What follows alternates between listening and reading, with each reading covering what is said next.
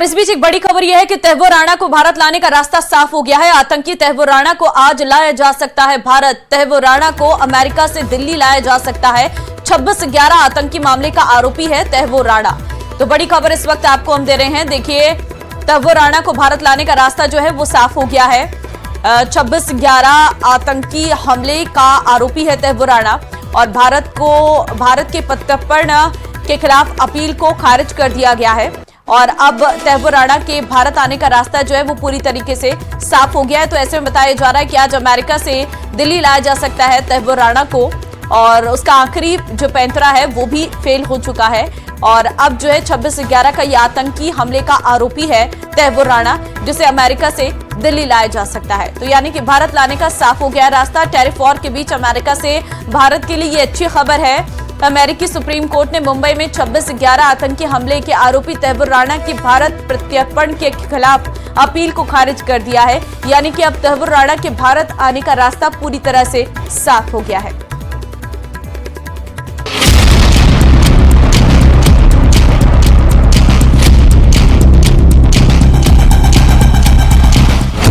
तहव्वुर राणा का आखिरी पैंतरा भी फेल। मुंबई हमले का मास्टरमाइंड भारत की जेल तैयार। तहव्वुर को अमेरिका से भारत लाने का रास्ता साफ। मुंबई आतंकवादी हमले के आरोपी आतंकी तहव्वुर राणा के भारत प्रत्यर्पण का रास्ता साफ हो गया है। अमेरिकी सुप्रीम कोर्ट ने मुंबई आतंकी हमले के आरोपी तहव्वुर राणा की भारत प्रत्यर्पण पर रोक लगाने की मांग वाली याचिका को खारिज कर दिया है। सुप्रीम कोर्ट के इस फैसले के बाद तहव्वुर को भारत लाने की राह और आसान हो गई है। 64 साल का तहव्वुर राणा पाकिस्तानी मूल का कनाडाई नागरिक है जो फिलहाल लॉस एंजलिस के मेट्रोपॉलिटन डिटेंशन सेंटर में बंद है और भारत में प्रत्यर्पण रुकवाने के तमाम कानूनी पैंतरे आजमा रहा है। तहव्वुर राणा ने 27 फरवरी को अमेरिका के सुप्रीम कोर्ट के एसोसिएट जस्टिस और 9वें सर्किट की सर्किट जस्टिस एलेना कागन के सामने बंदी प्रत्यक्षीकरण याचिका के लंबित मुकदमे पर रोक लगाने के लिए इमरजेंसी आवेदन दिया था। पिछले महीने की शुरुआत में जस्टिस कागन ने राणा के आवेदन को नामंजूर कर दिया था। सुप्रीम कोर्ट की वेबसाइट पर पोस्ट एक आदेश में कहा गया है कि राणा के नवीनीकृत आवेदन को 4 अप्रैल 2025 की बैठक के लिए सूचीबद्ध किया गया था। सुप्रीम कोर्ट की वेबसाइट पर सोमवार को एक नोटिस में कहा गया, अदालत ने आवेदन अस्वीकार कर दिया है।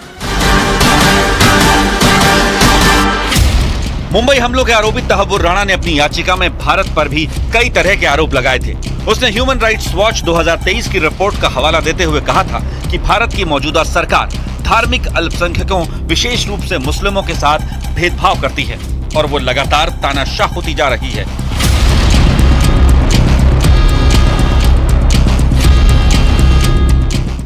इससे पहले तहव्वुर राणा ने अपने भारत प्रत्यर्पण से बचने के लिए नई चाल चली थी। राणा ने अपने प्रत्यर्पण पर रोक लगाने के लिए अमेरिकी सुप्रीम कोर्ट में आपातकालीन याचिका दायर की थी।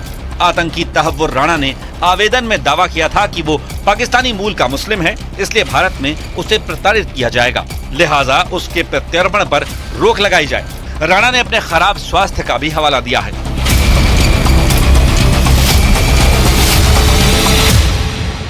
इससे पहले जनवरी में अमेरिकी सुप्रीम कोर्ट ने तहव्वुर राणा के प्रत्यर्पण को मंजूरी दे दी थी क्योंकि कोर्ट ने मामले में उसकी समीक्षा याचिका को खारिज कर दिया था। भारत ने पिछले महीने कहा था कि वो तहव्वुर राणा के जल्द प्रत्यर्पण के लिए अमेरिकी अधिकारियों के साथ काम कर रहा है।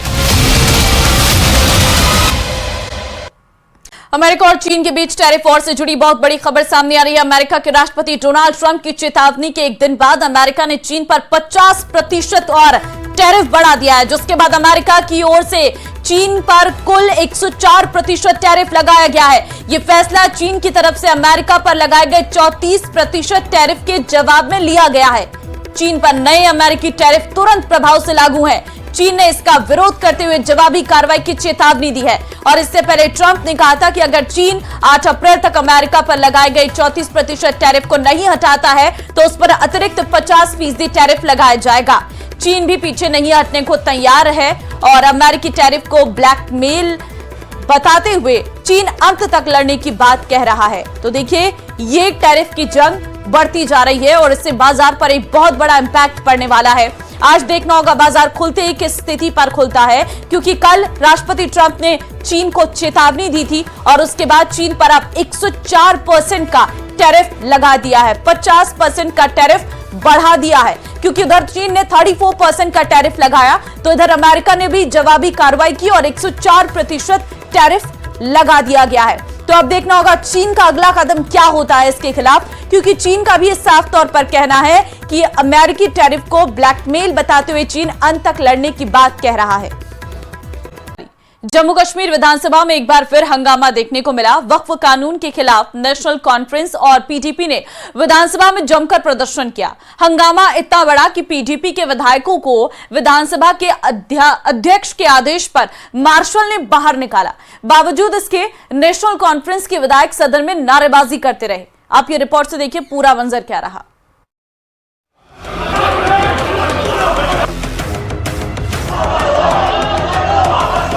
वक्फ कानून पर जम्मू कश्मीर में बवाल। Completely helping BJP and working on their agenda. शोर कर रहे हैं, असेंबली का टाइम जाया कर रहे हैं, लेकिन एजेंडा चला रहे हैं बीजेपी का। बीजेपी खामोश है, खुश है, तमाशा देख रही है। Anti national, anti Muslim, anti minority bill है। हम चाहते हैं बहस हो, बीजेपी के जो झूठ है वो एक्सपोज हो जाए। विधानसभा में दूसरे दिन भी जमकर हंगामा।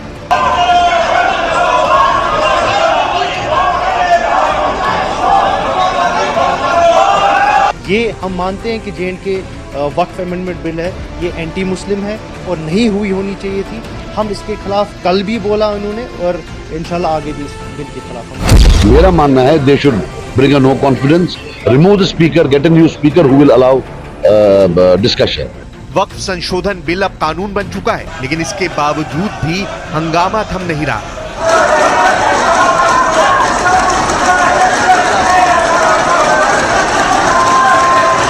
कई मुस्लिम संगठनों ने वक्फ कानून को लेकर देशव्यापी विरोध प्रदर्शन का ऐलान किया है, तो वहीं पिछले 2 दिनों से जम्मू कश्मीर विधानसभा में हंगामा जारी है।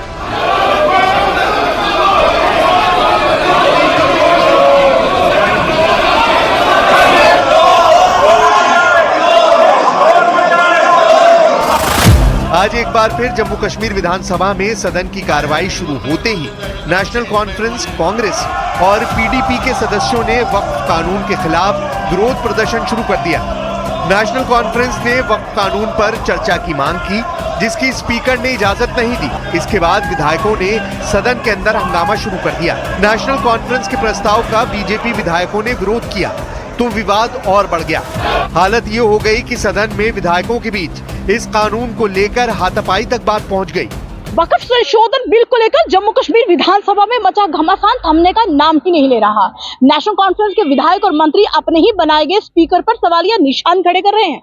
यहाँ तक कि पीपल्स कॉन्फ्रेंस के विधायक सजाद लोन ने तो स्पीकर को बदलने की मांग तक कर डाली। नेशनल कॉन्फ्रेंस के विधायकों ने वक्फ संशोधन बिल पर स्थगन प्रस्ताव पेश किया, पर स्पीकर ने इसे खारिज करते हुए कहा कि मामला सुप्रीम कोर्ट में विचाराधीन है, इसीलिए इसे खारिज किया जाता है। तस्वीरों में सदन के अंदर विधायकों के बीच हुई धक्का मुक्की साफ दिखाई देती है। नेशनल कॉन्फ्रेंस और पीडीपी के विधायक बेंच पर चढ़कर हाथ में वक्फ कानून के कागज लहराते दिखे। स्पीकर अब्दुल रहीम राठौड़ ने विधायकों से शांति बनाए रखने की अपील की, मगर विधायकों पर इसका कोई असर नहीं हुआ, जिसके बाद स्पीकर ने सदन की कार्रवाई 30 मिनट के लिए स्थगित कर दी। 7 अप्रैल को जैसे ही जम्मू कश्मीर विधानसभा सत्र की शुरुआत हुई, नेशनल कॉन्फ्रेंस के नेता तनवीर सादिक ने वक्फ कानून के खिलाफ स्थगन प्रस्ताव की मांग की थी, लेकिन स्पीकर ने उनकी मांग को खारिज कर दिया, जिसके बाद से ये बवाल जारी है।